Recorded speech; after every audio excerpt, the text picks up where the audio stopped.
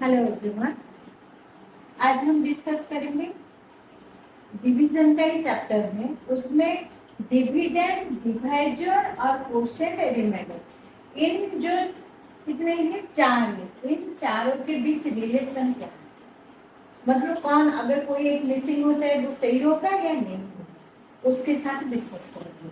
हम जनरली क्या करते हैं जी, पहले हम लोग ये कर लेते हैं। देखो, कोई भी नंबर को हम जब डिवाइड करते हैं तो क्या करते हैं, पहले अपना लॉन्ग डिवीजन मेथड यूज कर लेते हैं।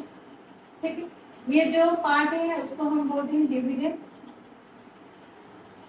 पहले वीडियो में तो पिछले वीडियो में बताई थी, फिर भी एक बार डिस्कस कर लेते हैं। यह आपका डिवाइजर, जो हम आंसर लेते हैं, जो कि हम ऊपर के पार्ट जिसको हम क्वेश्चन कहते हैं, जब हम कहाँ तक हम डिवीजन करते हैं, जब तक हमें जीरो नहीं मिलता है या डिवीजन से छोटा नंबर नहीं मिलता है, तब तक हम उसको डिवाइड करते करते जाते हैं। जहाँ जो हमारे बचते हैं उसको बोलते हैं डिवीजन। अभी हमारा नेक्स्ट क्या है, इन चारों के बीच रिलेशन क्या है। अच्छा, मुझे लगा मैं अपने आंसर कर ली। अभी जो ये जो क्वेश्चन है, ये आंसर मेरा सही है या नहीं, ठीक है, या वो आंसर मेरा सही है या नहीं, और डिविडेंड के साथ रिमाइंडर और डिवाइजर इसका रिलेशन क्या है, उसको हम चेक करेंगे। अच्छा, आप लोग को याद होगा जब हम सब्ट्रैक्शन कर रहे थे तो हम सब्ट्रैक्शन का आंसर सही है नहीं नहीं बोल के चेक द आंसर कर रहे थे। उसी तरह हमारे डिवीजन भी इस तरह हम चेक करेंगे, जो हमारा आंसर आया है वो सही है या नहीं। तो कैसे होगा और किस तरह होगा उसको हम डिस्कस करेंगे, ठीक है। जैसे कि मैं यहाँ पर एक नंबर ले रही हूँ, हाँ, कोई भी ले लो, चाहे वो आपका 2 डिजिट हो या 3 डिजिट नंबर हो, क्योंकि हम तो 3 डिजिट नंबर पढ़े थे। सपोज मैं यहाँ पर 3 डिजिट नंबर ले रही हूँ, सपोज 376 डिवाइड, ये है मेरा क्वेश्चन, ठीक है। उसको मैं लॉन्ग डिवीजन मेथड यूज करूँ तो ये मेरा लॉन्ग डिवीजन मेथड है। ये 376 लिख के ये 3 के साथ लिख देते हैं। अच्छा, यहाँ देखते हैं जब डिवीजन होता है हम हमेशा अपने लेफ्ट से राइट कर जाएंगे। प्लस और माइनस या मल्टीप्लिकेशन आपका क्या है, राइट से लेफ्ट होते हैं। जब डिवीजन हम करते हैं तो अपने नंबर का अपना लेफ्ट से राइट लेते हैं। तो पहले मैं इसको फर्स्ट वाला नंबर को चेक करूं, 100 पे इसको चेक किया तो ये 3 सेम है, तो डिवाइड हो सकता है। मैं लिख दी 3 1 माइनस होगा, क्योंकि डिवीजन एक रिपीटेड सब्ट्रैक्शन है, तभी 3 माइनस 3 0 हो गया।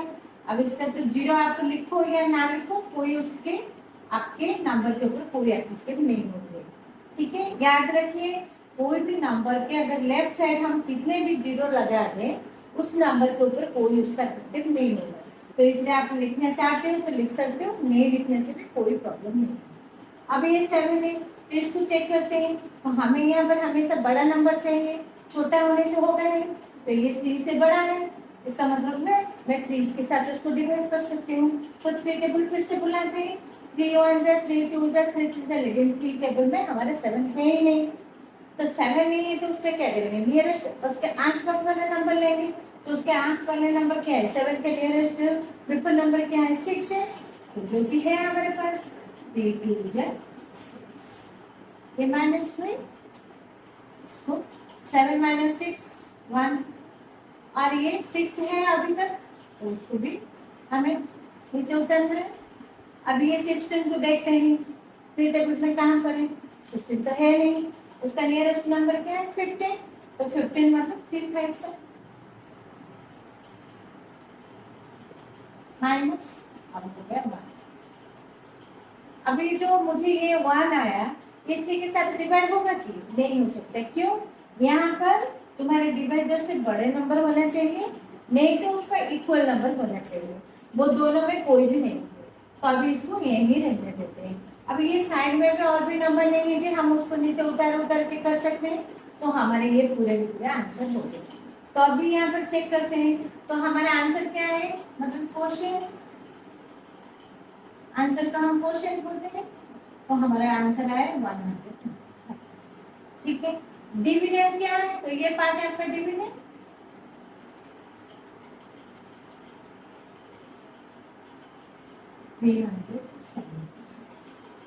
आपका डिवाइजर क्या है, जिससे जो नंबर डिविडेंड को डिवाइड करता है। यहाँ पर रिमाइंडर क्या है,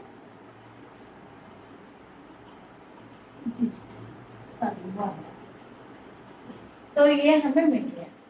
अभी हम पढ़ेंगे किसके बारे में, इन चारों के रिलेशन कैसा है, कैसा है देखेंगे। तो किस तरह देखेंगे, हमें जो भी वर्क करना है, अगर हमारे ये क्वेश्चन, डिवाइजर और रिमाइंडर को जब हम मिलाएंगे या मल्टीप्लाई करेंगे, तो हमारे डिविडेंड सेम 376 आना चाहिए। अगर नहीं आए, इसका मतलब है हमारे क्वेश्चन में गलत है। अगर ये आ गया तो ये सही है, हमारा 125 आंसर।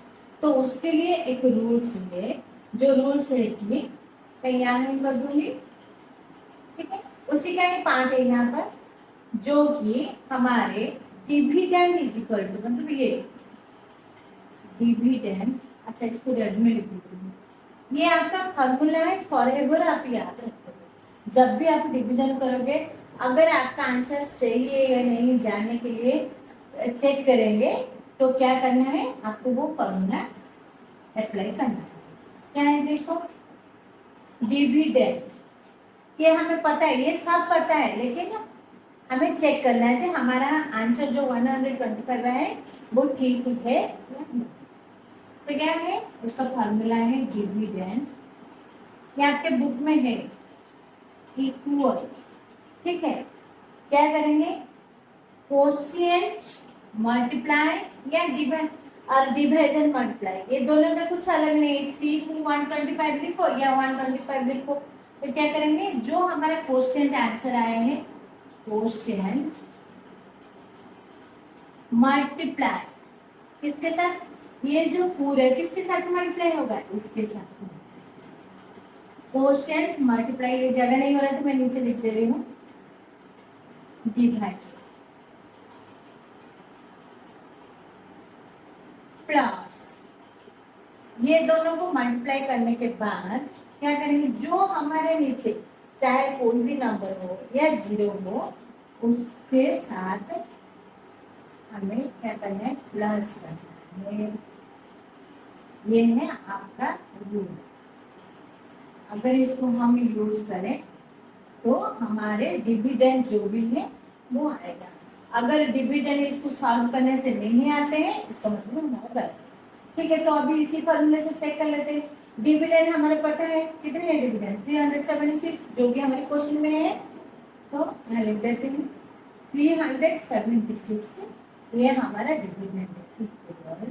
क्वेश्चन क्या हमारे आए, 125, उसके साथ किसको मल्टीप्लाई करेंगे, डिवाइजर के साथ। तो क्या है हमारा डिवाइजर, प्लस रिमाइंडर, हमारे यहाँ पर रिमाइंडर क्या है, 1। अभी इसको सॉल्व करते हैं और देखते हैं जे ये आंसर आता है या नहीं। ठीक है, 125 मल्टीप्लाई बाय 3 करो, 125 मल्टीप्लिकेशन यूज करेंगे, तो 3 5 से 15, 5 1, 3 2 से 6, 6 + 1 7। तो इसको जब हम मल्टीप्लाई किए तो हमारा आंसर क्या है, 375 प्लस,